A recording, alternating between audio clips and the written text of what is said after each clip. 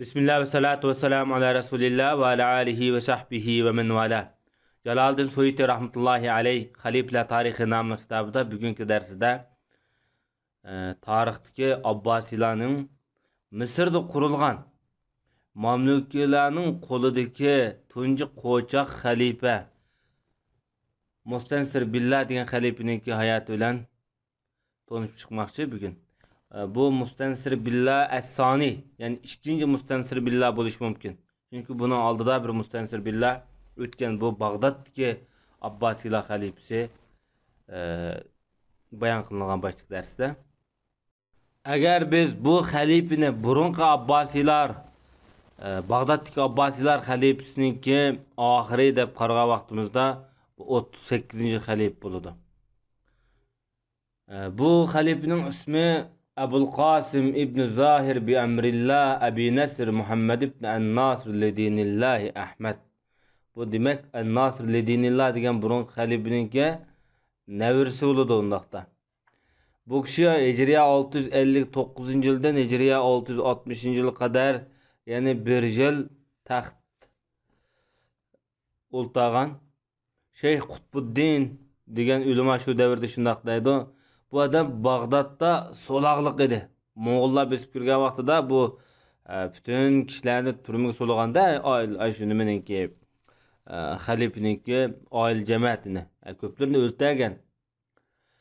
Tatarlar Bag'dodni besib kirgan vaqtida qo'yib bergan. Undaqda bu adam shu Abbasilar xalifasi tarafidan oilli tarafdan qamoqqa qilingan bo'lsa kerak. Ma gapdan elib etgan vaqtida. Kim bu adam qechib solaqdan chiqqaningizda bu Iroqdagi Arabiston diyorlariga, Arab qabilalar orasiga mukib berib olgan. Malika Zohir Baybaris sultan bo'lgan vaqtida Bani Maharish jamoatidan 10 odamni elib Rajab oyida buningki qishig'i Misrga kelgan.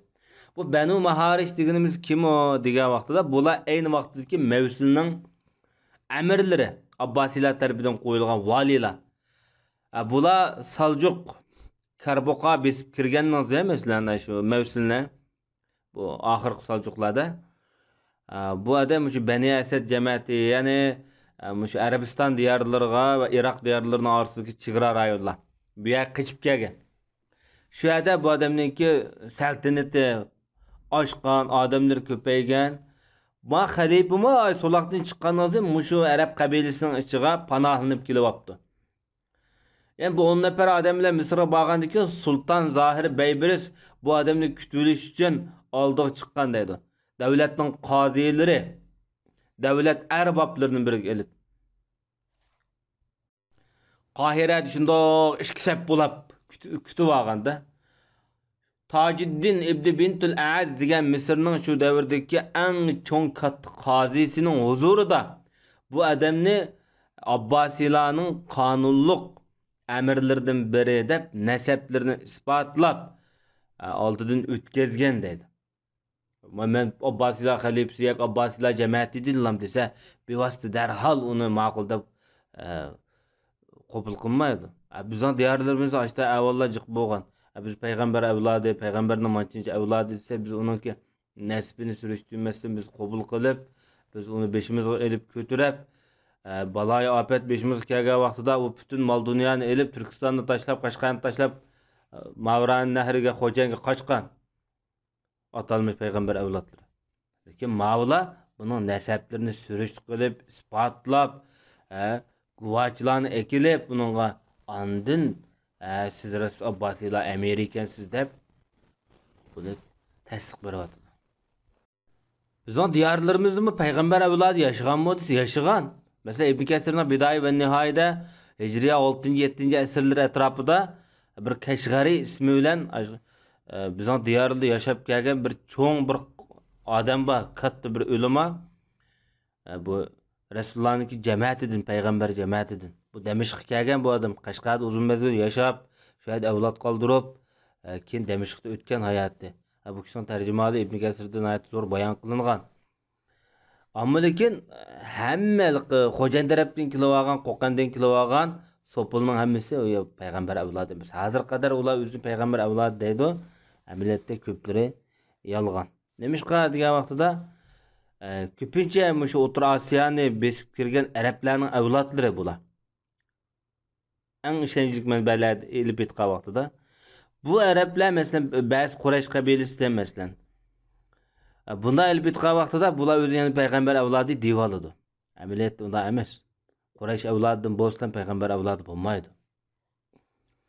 Shuning bilan bu Mustansir billah soniga xalifa deb bayat berildi-da Misrda. Tunji bo'lib buni bayat qilgan odam Sultan Zohir Baybaris. Undan keyin Qozi Quzzat Tajuddin, aning keyinda Sultanul Ulama ibn Abdussalam. Undan boshqa shu davlatningki buyuk arboblari o'zlarining shu daraja to'rlariga qarab bir-biridan bayat qilishdi. Mana bu Rajab oyininki 13-kuni Misrda yuz bergan voqea. Bu xalifaning ismi pulga qo'yildi dedi.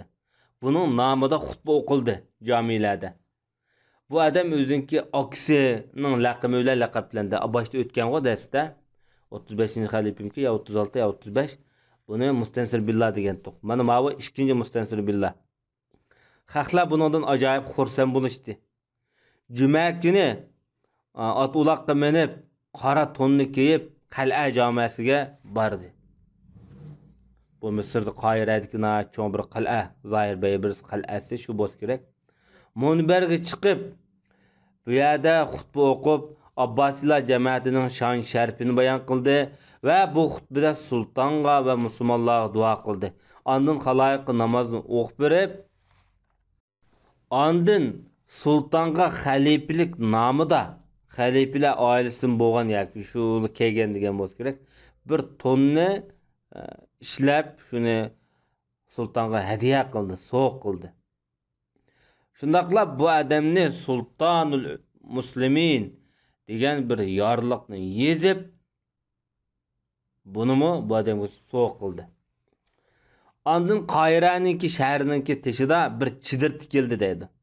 Mustansir billah sulton Şaban ayının 14-kuni dushanba kunida xaymaga qarab mangdi chidirga. Qozilar, amirlar, vazirlar hammasi bu yerda tang hozir bo'lib turishdi-da. Xalifa sultonga o'z qo'li bilan ayliq tonni kiydirdi va buning bo'yniga yorliqni esib qo'ydi. Boshidagi hamda bir tonni shu xalifalik xalifa jamoati kiydigan shularga taalluq bo'lgan shu yo'sindagi tondun birini tikishga buyurgan ekan. Sifatlab, masalan, pichib deganda mushtamishta qiling deb. Ma tonni bugan miyada alohida bir murosim o'tkazib bu odamga kiydiryotdi. U davrdagi to'lla nima maqsad qilindi degan vaqtida shuni e'tirof qilganlik, buning bir ma'naviy simvollik ma'nosi bor bu tonninki. Bizning bu ton kiydirish odatlarimiz qadimgi sultonlarimizdan, qadimgi podshohlarimizdan qolgan. Bu islom madaniyatidagi bir cho'ng sima. Bu chidirning atrofiga munbar qo'yildi deydi, yo'g'on munbar. Nurg'un jamoat bor bu yerda. Faxriddin ibn Luqman degan bir jakachi buningga chiqib, bu yorliqni o'qidi bu yerda. Sulton hamda uloq tonni kiyib, uloqqa minib, Babun Nasr, ya'ni qal'aning ichidan kirdi. Qohirani shundoq zibizinnatlar bilan yasab etdi. Endi bu chidirni teshik tikishlik sabab o shaharga unchalar zo'r odam patmaslik mumkin, ham qalayimqanchiliklar yuz berishi mumkin. Shunga bu xalqni, jamoatni, musulmonni kutib olish uchun ular qal'aning sirtidagi maydonga bu faoliyatni o'rinlashtirgan bo'lishi mumkin. Sahib darajalik bir odam, bu sahib degan bu shu vaqtdagi davlatdagi muhim bir amal bo'lsa kerak. Bu yorliqni boshida egiz elib ko'tarib, uloq mingan holatda amirlar piyoda minishdi. Mana bu nima deganda xalifani bu ziyoda hurmat qilganlik.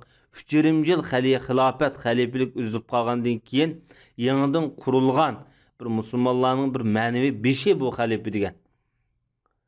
Shunga buni bak izzatlayotdi bu yerda. Sultan xalifaga otabek, ustador, sharobchi, xazandor, hojib, kotib belgilab berdi. Buning hammasi turli shu davrdagi unvonlar, sharobchi degan ichimlik, tomoq mas'ul odam, Atabek deganimiz shu sultonning amir lashkar desak bo'ladi. Ustadar deganimiz shu sultonning yoki xalifaninki oila, yemek ichmak, oshxona, turli shaxsiy ishlar mas'ul odamlar. Sharobchi, ichimlik mas'ul, hamda xazandor desak, ombaga mas'ul odamlar. Yemek ichmak, g'alla, faraq degandek mushtan narsalarga. Hojib vazir shunga o'xshash. Bu odamga xos bir omba belgilab berdi. Onundan boshqa bir top mamluq qullar, vizat, 30 qichir, 10 qata töge. Mesela 10 dan bo'lsa 100 tug bo'ladi. Shu 10 tugni bir tiziq qilsa, buni qatarat deymiz. Shunga o'xshash turli o'zi sulton, xalifa ehtiyojlik bo'lgan narsalarning hammini sulton Baybaris, Zohir Baybaris to'liqlab berdi. İmam Zahabi rahmetullahi aleyh şundaq deydi bu adam haqqı sifatlab. Xaliflik maqamiga chiqqan odam akisining bolasidan keyin faqat mushu va muqtafi deydi. Tarixda bir akisi o'lib ketib, masalan, shu akisining inisining bolasi xalifa bo'lgani faqat mush adam ekan. Ammo Halab sohibi, Halabninki Amir Shamsuddin Aqqush o Halabda bir xalifa tiklib oldimda. Zohir Baybaris Misr tiklib oldi. Shamsuddin Aqqush Halabning amiri. Bu bir xalifa tiklib oldi. Demak, bu yerda hozir ikki xalifa chiqdi-da. Bu yerda qarasak, har bir shu vaqtdagi podsholar xalifa tiklash orqali musulmon dunyosida o'zining obrazini ko'tarishni maqsad qilyapti-da bu yerda. Buni hokim bi amrillah deb bu xalifaga bu laqabni berdi. Bunun namıda xutba okudu. Bunun ismi Halabdagi pullarda qo'yildi. Mustansir Billahning Iroqqa otlanishi va buning xilofat davrining tugishi haqida. Mustansir mush yilning o'zidan darhol Iroqqa askar elib Iroqqa mandi dedi. Buninglar sulton buni uzitib hatta Damashqqa kirgichilik uzitib qo'ydi Misrdan.